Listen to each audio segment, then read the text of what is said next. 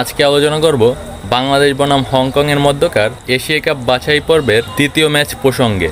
আপনারা ইতিমধ্যে জানেন যে বাংলাদেশ হংকং এশিয়া কাপ বাছাই পর্বে একই গ্রুপে পড়েছে। প্রথম ম্যাচ হংকং বাংলাদেশের মাঠে এসে খেলে 4-3 গোলে জয় পেলেও পরের ম্যাচে বাংলাদেশকে হংকংয়ের মাঠে গিয়ে ম্যাচ খেলতে হয়, যে ম্যাচে বাংলাদেশ 1-1 গোলে ড্র করেছে। প্রথম ম্যাচ বাংলাদেশ হেরে গেলেও দ্বিতীয় ম্যাচে কিন্তু বাংলাদেশ সেই ভুল ত্রুটি শুধরে অনেক ভালো পারফরমেন্স করেছে। যদিও স্কোর লাইন বাংলাদেশ আরও বাড়াতে পারত, বাংলাদেশ আরও কয়েকটা গোল করলেও করতে পারত, শুরুতে গোল হজম করে পিছিয়ে না পড়লে হয়তো বাংলাদেশ ম্যাচটা জিততেও পারত।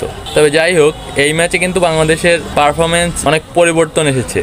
হামজা চৌধুরী, সমিত সোম, জায়ান আহমেদ, তারিক কাজী সবাই ভালো খেলেছে। শেখ মুরসালিন এবং রাকিব হাসান, তাদের দুজনের কথা আলাদা করেই বলতে হয়। ম্যাচে বাংলাদেশের পক্ষে একমাত্র গোলটি শেখ মুরসালিনের অ্যাসিস্টে রাকিব করেছে।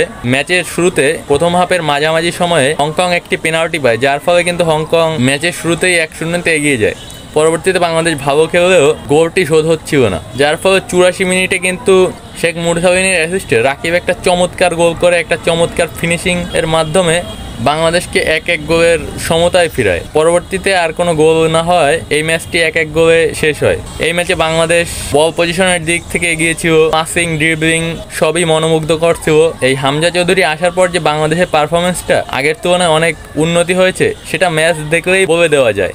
বাংলাদেশ এই ম্যাচে হংকংয়ের থেকে বল পজিশনেও বেশি এগিয়েছিল এবং গোলে শট করার দিক থেকে হংকংয়ের থেকে বাংলাদেশ এগিয়েছিল। যাই হোক, আপনারা এই ম্যাচটি কেমন উপভোগ করবেন জানাতে পারেন। পাশাপাশি এই ম্যাচে কার পারফরমেন্স আপনাদের সবচেয়ে ভালো লেগেছে সেটিও জানাতে পারেন।